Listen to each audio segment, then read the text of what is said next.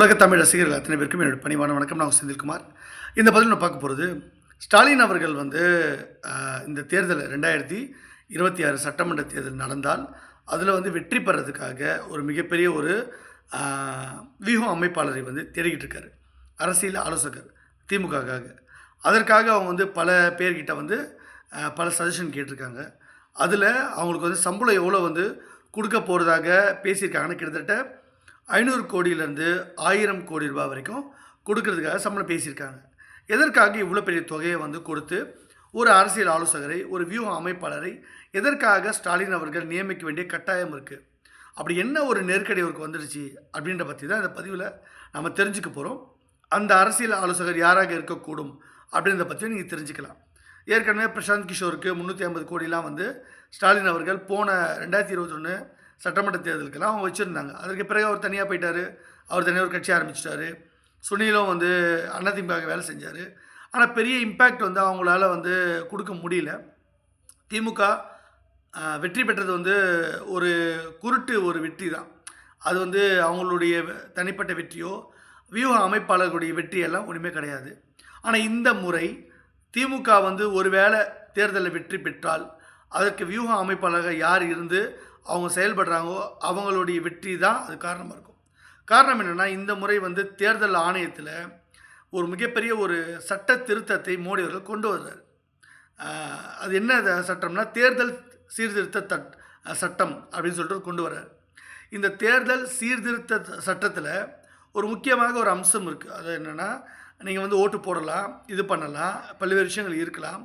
உங்களுக்கு ஏதாவது ஒரு சந்தேகம், ஒரு ஐயப்பாடு, ஒரு குளறுபடி இருக்குது, தேர்தல் சரியாக நடக்கலை அப்படின்னும் போது நீங்கள் தேர்தல் ஆணையத்தை பற்றி கேள்வி கேட்கணுன்னா, அது வந்து கேண்டிடேட் இருப்பாங்களே, எலெக்ஷன் நிற்பாங்களே, அவங்க அது கேள்வி எழுப்புறதுக்கு உரிமை இருக்குது. அவங்க உடனடியாக இது பண்ணோம்னா அதற்கு கூட நீங்கள் வந்து பணம்லாம் கட்டி சில விஷயங்கள் வந்து ஆதாரங்கள் கொடுத்து கேட்கணும். ஓகேவா? ஆனால் பொதுமக்கள் வந்து குற்றச்சாட்டு போகிற போகில் வைக்க முடியாது, உடனடியாக காட்ட மாட்டாங்க. அவங்க நீதிமன்றத்தின் வாயிலாக தான் இந்த விஷயத்தை பற்றி கேள்வி கேட்கணும். அப்படி ஒரு சட்டத்தை கொண்டு வராங்க. இதில் வந்து ஸ்டாலின் அவர்கள் வந்து நேற்றைக்கும் தினத்துக்கு ஒரு அறிக்கை கொடுத்துருந்தார். அதில் என்ன சொல்கிறாருன்னா, மிகப்பெரிய அளவில் வந்து தேர்தலில் வெளிப்பாடு இல்லை, வெளிப்படைத்தன்மை இல்லை, இது வந்து பயமாக இருக்குது, ஜனநாயகத்தை வந்து குழி தோண்டி புதைக்கிறாங்க, தேர்தல் நேர்மையாக நடக்குமான்றது ஒரு பயமாக இருக்குது அப்படின்ற விஷயத்தெல்லாம் சொல்கிறாரு. இப்போ அவருக்கு என்ன பிரச்சனைனா, தேர்தலில் வெற்றி பெறணுன்னா தேர்தல் வந்து ஓரளவுக்கு நேர்மையாக நடக்கணும், ஃப்ரீ அண்ட் ஃபேர் எலெக்ஷன் சொல்லுவாங்களே, அந்த மாதிரி நடக்கணும்னு நினைக்கிறாங்க. அப்போது திமுக என்ன தான் கூட்டணி பலம், அப்புறம் வந்து பல்வேறு விஷயங்களை முன்னெடுத்து நம்ம வச்சுருக்கோம் அப்படின்னு நினச்சாலும், கூட்டணி கட்சிகள் எல்லாமே வந்து இப்போ திமுக கிட்ட வந்து நம்பிக்கைக்குரியதே இல்லை. அப்போ திமுக இருக்கக்கூடிய கூட்டணி கட்சிகள்லாம் அவரை விட்டு வெளியே போயிட்டு திமுக தனித்து விடப்பட்டால் அது வந்து அவருக்கு சிக்கலை ஏற்படுத்தும். அப்போது பாஜகவை எப்படி நம்ம வந்து மேற்கொள்கிறது, எப்படி வந்து திமுக ஜெயிக்கிறது, இது எதுவும் மாநில தேர்தலுக்கு மட்டும் கிடையாது, சட்டமன்றத்துக்கு மட்டும் பிரச்சனை இல்லை. ஒரே நாடு ஒரே தேர்தல் வந்துட்டால் இந்தியா முழுமைக்கும் அதை வந்து எப்படி நம்ம வந்து ஜெயிக்கிறது, பிஜேபி எப்படி வீழ்த்துறது அப்படின்றத பற்றி மிகப்பெரிய ஒரு கவலையில் வந்து இப்போ ஸ்டாலின் இருக்கார். இது வரைக்கும் வந்து ஏதோ முதலமைச்சர் ஆகிட்டார், ஏதோ வந்து அவருடைய வண்டி ஓடிடுச்சு. இப்போ 2026 சட்டமன்ற தேர்தல் நடந்தாலும் சரி, இல்லை திடீர்னு ஒரே நாடு ஒரே தேர்தலுக்காக கழிச்சிட்டு இந்தியா முழுவதும் வந்து தேர்தல் வச்சுட்டாலும் சரி, அது எப்படி நம்ம மேற்கொள்வது, எப்படி ஜெயிக்கிறது? இதில் வந்து மறுபடியும் மோடி அவர்கள் வெற்றி பெற்று விட்டால் திமுக மட்டும் இல்லை, மற்ற எதிர்க்கட்சிகள், இந்தியா முழுவதும் உள்ள பாஜக இல்லாத மற்ற எதிர்க்கட்சிகளுடைய வாழ்வாதாரமே கேள்விக்குறியாயிடும். அவங்க இருப்பே தக்க வச்சுக்க முடியாது. அதற்கு பிறகு என்னெல்லாம் நடக்கும்ன்றதை வந்து நினச்சி பார்க்கவே பயங்கரமாக இருக்குது. அப்போ மோடி அவர்கள் வந்து ஒரு மிகப்பெரிய சர்வாதிகாரியாக மாறிடுவாரா அப்படின்ற பயம் வந்து திமுகவுக்குள்ளே இருக்குது.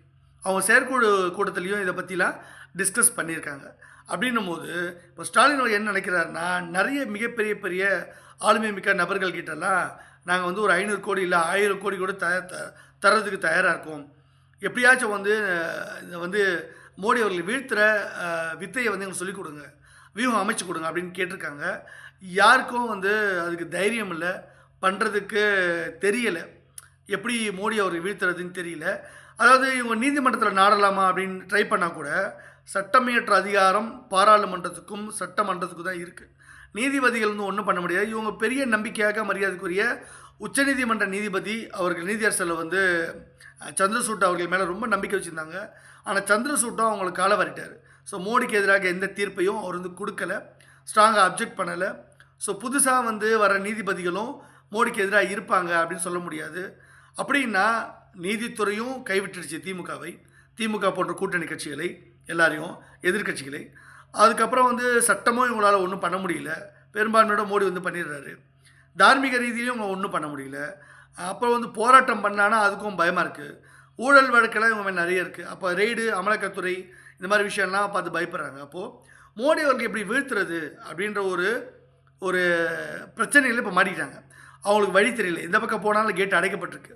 அப்போ எப்படியாச்சும் ஒரு வியூக அமைப்பாளரை எவ்வளோ செலவானாலும் ஒரு சரியான ஒரு ஆளை வந்து நியமித்து மோடியை வீழ்த்தணும் அப்படின்றதுக்காக தான் இப்போ அவங்க வந்து ஒரு முடிவு எடுத்திருக்காங்க.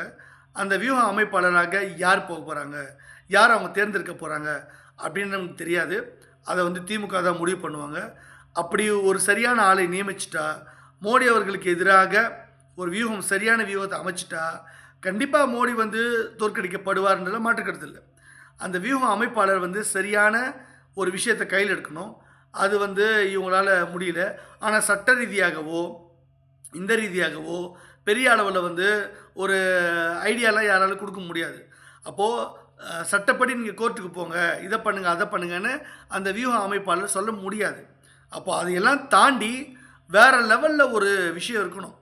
யாருமே எதிர்பார்க்காத அளவுக்கு, யாராலையும் வந்து இதை புரிஞ்சிக்க முடியாத அளவுக்கு, யாராலையும் அந்த வியூகத்தை உடைக்க முடியாத அளவுக்கு, யாராலையும் வந்து திமுகவுடைய வெற்றியை தடுக்க முடியாத அளவுக்கு ஒரு மிகப்பெரிய சக்தி வாய்ந்த ஒரு வியூகத்தை அது வந்து திமுக தரப்பில் அமைக்கணும். அது ராகுல் காந்தி எல்லாரும் அதில் வந்து ஒத்துழைக்கணும். பல எதிர்க்கட்சிகள் இல்லைன்னா திமுகவும் காலி, எதிர்க்கட்சிகளும் காலி. இனிமேல் வந்து பாஜக, அதாவது ஒரே நாடு, ஒரே தேர்தல், ஒரே மக்கள், ஒரே சட்டம், ஒரே கட்சி பாஜக அப்படின்ற இடத்துக்கு தான் இது போகும்ன்றதில் மாற்று கருத்தே எனக்கு கிடையாது. ஏன்னா நான் அமைச்சு கொடுத்த வியூகம் மோடி அவர்களுக்கு அந்த அளவுக்கு பர்ஃபெக்டாக இருக்குது. ஸோ இது மிகப்பெரிய அளவில் வந்து மோடி அவர்கள் சூப்பராக பண்ணிகிட்ருக்காரு. இதை வந்து திமுக எப்படி பண்ண போகிறாங்க, என்ன தான் ஆஃபர் கொடுத்தாலும் அதுக்கு வந்து சரியாக வேலை செய்யக்கூடிய நபர் இருக்கணும்.